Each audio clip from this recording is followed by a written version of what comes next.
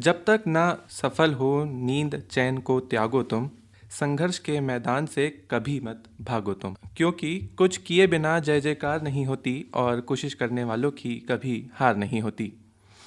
महान कवि सोहन लाल द्विवेदी की ये पंक्तियाँ आज सिर्फ शब्द नहीं हैं बल्कि एक सच्चाई बनकर हमारे सामने खड़ी है। दोस्तों, आज हमारे बीच मौजूद है वो युवा जिन्होंने इन पंक्तियों को सिर्फ सुना नहीं बल्कि जी कर दिखाया है। एमपी बोर्ड में 98.4% हासिल करके एक मिसाल कायम करने वाले उदित पवार आज हमारे साथ स्टूडियो में मौजूद है। तो सबसे पहले उदित, आपको आकाशवाणी के इस मंच पर आकर कैसा लग रहा है? सर मुझे तो बहुत अच्छा लग रहा है फ़िलहाल इससे मंच पे आके। और मुझे लगा नहीं था कि मैं आ पाऊँगा, बट आया, मैं बहुत अच्छा लगा यहाँ पर आके। अच्छा उदित, शुरुआत करते हैं कि रिज़ल्ट का दिन कैसा लगा जैसे ही रिज़ल्ट में तुम्हारा तुमने नाम देखा और इतने अच्छे परसेंट। मतलब उस वक्त ऐसा लग रहा था कि मैं तो नहीं कर पाऊँगा, मतलब मुझे दूसरे लोग का था कि दूसरे मुझसे आगे निकल जाएंगे, तो उसका से डर सा था और घबराहट हो रही थी। जैसे रिज़ल्ट जैसे सामने आया एकदम, और जब मैं परसेंटेज कैलकुलेट कर रहा था तो बहुत हाथ भी काँप रहे थे और डर भी लग रहा था। और उसके बाद जैसे स्कूल से कॉल आने लगे और बताया कि तुम्हारी फर्स्ट रैंक लगी है, तो अच्छा। बहुत खुशी हुई, मतलब 98.4 बने। तो फिर सब लोग बहुत खुश हुए, मतलब पूरा स्कूल, पूरा आमला में मतलब नाम ऐसा हो गया।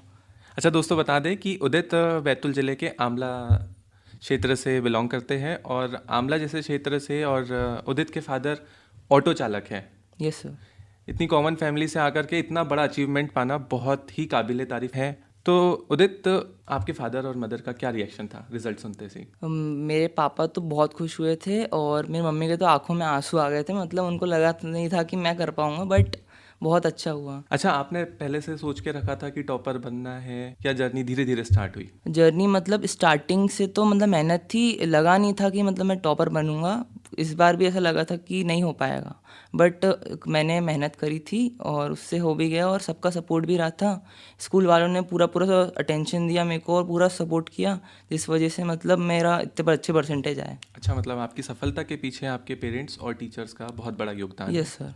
क्लास नाइन्थ आपने पास करी, टेंथ आया। नाइन्थ में सीरियसनेस उतनी नहीं रहती, हाँ टेंथ में आने के बाद सीरियसनेस कब आई? कैसा, क्या ऐसा कुछ बूस्टअप पॉइंट था आपकी लाइफ में जिसने आपको बूस्ट किया कि नहीं अब अपने को सीरियस होना है टेंथ के एग्ज़ाम में? वैसे देखे तो मतलब नाइन्थ के परसेंटेज ऐसे लगा नहीं था कि नाइन्थ में भी मैं नाइन्थ में भी डिसेंट परसेंटेज थे मेरे, बट नाइन्थ से एक बूस्ट मिला था कि नाइन्थ का सिलेबस देखा तो मुझे लगा कि टेंथ का भी सेम वैसा होगा। इसलिए मैंने अप्रैल के बाद से जैसे कंटिन्यूशन में मेहनत करना चालू कर दिया, और फिर खुद से भी मतलब किया था, और स्कूल से जितना पढ़ाया जा रहा था उसको मैं प्रॉपर रिवाइज कर रहा था, और उसके हिसाब से जितने क्वेश्चन हो रहे थे वो पूरे लगा रहा था, और मैम जो बता रहे थे वो उसको पूरा फॉलो किया। आपकी प्रिपरेशन के दौरान मतलब पढ़ाई का क्या रूटीन रहता था, क्या शेड्यूल रहता था कि आपने उसको पूरी तरह से फॉलो किया और इतनी अच्छी सफलता आपने हासिल की? क्या वो शेड्यूल है, आप बताइए। स्कूल का तो सुबह मतलब 2 o'clock तक चलता ही रहता था स्कूल, अच्छा। डेली ऐसे। और वीकेंड्स में तो हाफ डेज हो जाते थे। तो वैसे डेली वीकडेज का रहता था कि मैं एवरेज एवरेज नहीं तो 5 घंटे तो पढूं मैं, ओके। और ज़्यादा भी हो गए तो चलेगा, बाकी 5 घंटे रहता था। और जैसे कोई वर्क रह जाता था वैसे इकट्ठे बल्क में से रह जाता था कई बार कोई बैकलॉग ज़्यादा हाँ क्रिएट हो। बैकलॉग क्रिएट मेरे बहुत हुए थे बीच में। अच्छा। एसएसटी का सिलेबस बहुत वास्ट है वैसे भी, बिल्कुल। 10th बोर्ड का। तो उसके कवरिंग के लिए मतलब मैं ऐसे वीकेंड्स में बहुत मतलब उसके ऊपर प्रैक्टिस करता था, क्वेश्चन लगाता था खुद से बना अच्छा, बना के। टेस्ट पेपर लगाते थे, टेस्ट लगाते थे। हाँ मतलब सेल्फ क्वेश्चंस, हाँ। पढ़ाई की बात आती है तो सबसे बड़ा सवाल आता है, सेल्फ स्टडी या कोचिंग? Yes sir. तो आपने क्या प्रेफर किया? सर मैंने तो सेल्फ स्टडी प्रेफर किया, बिकॉज कोचिंग में क्या है कि इसे टाइम ज़्यादा जाता है। ऐसे कई बार मेरे को भीड़ में पढ़ने की आदत नहीं है, इस वजह से भी मतलब मेरे को वो सोशलाइजेशन का वो आदत नहीं रहा है। ऑनलाइन प्लेटफॉर्म्स को कभी? नहीं ऑनलाइन नहीं, मतलब ऑनलाइन में क्या रहता है कि डिस्ट्रैक्शन ज़्यादा रहते हैं, ऑनलाइन पढ़ने से ज़्यादा डिस्ट्रैक्शन हो जाते हैं। तैयारी के दौरान आपने खुद के नोट्स प्रिपेयर किए और कितने हेल्पफुल रहे वो? सर मैंने एसएसटी के तो फुल खुद से नोट्स बनाए थे, और उसके भरोसे ही मतलब एसएसटी में अच्छे स्कोर आया है मेरा, क्योंकि एसएसटी का टफ जाता है। और बाकी सब्जेक्ट्स में तो टीचर ने बहुत हेल्प की है। बहुत बढ़िया। अब बात करते हैं एग्ज़ाम हॉल की। Yes sir. तो एग्ज़ाम हॉल में जाते ही आपकी अप्रोच क्या होती थी कि पहले इजी क्वेश्चंस करना है या टफ क्वेश्चंस को अटेम्प्ट करना है? टाइम मैनेजमेंट बहुत बड़ा खेल होता है। हाँ उतने ही गिवन टाइम पीरियड में आपको पूरा पेपर सॉल्व करना है, तभी आप अच्छा स्कोर कर सकते हैं। Yes sir. तो थी आपकी क्या अप्रोच थी? मतलब पहले तो हमको एग्ज़ाम हॉल में से जो सेंटर होता था वहाँ पर हाफ एन आवर पहले पहुँच जाना था। तो हम लोग बैठते थे और रिलैक्स रहते थे, और टीचर ने बोला था कि शांति से पेपर देना और कोई लोड नहीं लेना और आराम से लिखना। और हमने स्टार्टिंग से स्कूल में प्रैक्टिस करी थी, पेपर के टाइम भी और वैसे भी। तो उसमें टाइम मैनेजमेंट का तो टीचर्स ने संभाल लिया था कि 3 घंटे में पेपर होना ही चाहिए आपका। तो बाकी जैसे टाइम मैनेजमेंट फर्स्ट पेपर में मैंने पैनिक कर दिया था, तो इसलिए मेरा थोड़ा सा बिगड़ा था वो, बट सब वो ठीक चला गया। ओवरऑल अच्छा गया। और अच्छा गया। बाकी जो पेपर्स गए उनमें मैंने टाइम मैनेजमेंट का ऐसा रखा था कि हाफ एन आवर अपना बचना चाहिए, तो 2.5 आवर्स में अपना हो जाना चाहिए पेपर। अच्छा, जब पढ़ाई के दौरान मोटिवेशन तो डाउन हुआ ही होगा? बहुत बहुत हुआ है। बहुत। क्या किया उससे डील करने के लिए? उससे डील करने से मतलब अपने पास जैसे कोई होना चाहिए, पेरेंट्स हो गए और टीचर्स होने चाहिए जो मतलब आपको मेंटली भी आपका हेल्प कर सके, मेंटर कर सके आपको। तो मतलब आपको बूस्ट अप करने के लिए टीचर्स और पेरेंट्स का बहुत अच्छा रोल रहा है। हाँ, और मेरी मौसी भी है, मतलब उनसे मेरी रेगुलर बात होती है। वो मतलब जो मेरे को जैसे नेगेटिव थॉट्स आते हैं या जो भी मेरे को डिप्रेशन टाइप से जो भी होता था, वो सब डील करने में मेरी मौसी ने बहुत हेल्प की है। तैयारी के दौरान बहुत सारी कॉमन मिस्टेक्स है, सारे स्टूडेंट करते हैं। आपकी लाइफ में वो कौन सी मिस्टेक्स थी? मतलब उसमें ऐसा रहता था जैसे कि मुझे कोई पढ़ाई में दिक्कत आ रही है और मैं अगर उसको सॉल्व नहीं कर रहा हूँ, तो वो मेरी एक मिस्टेक होती थी। और कई बार मैंने प्रोक्रास्टिनेट भी किया है, वो मेरी बहुत बड़ी मिस्टेक थी जिसकी वजह से बैकलॉग्स क्रिएट हुए थे मेरे। और टीचर्स भी कैसे कई बार क्लास में समझा रहे थे और कई बार मैंने नहीं समझा, तो वो भी मेरी एक मिस्टेक हो सकती है। बाकी मैंने जैसे मेरे हिसाब से ऐसा है कि हमें जर्नी को एंजॉय करना है, एंड रिजल्ट की परवाह नहीं करनी चाहिए। बहुत बढ़िया उदित। आपकी कोई हॉबीज़ पढ़ाई के दौरान कुछ आपको बाहर अदर एक्टिविटीज़ में इन्वॉल्व होना पसंद था? क्या एक्टिविटीज़ आप करना पसंद करते थे?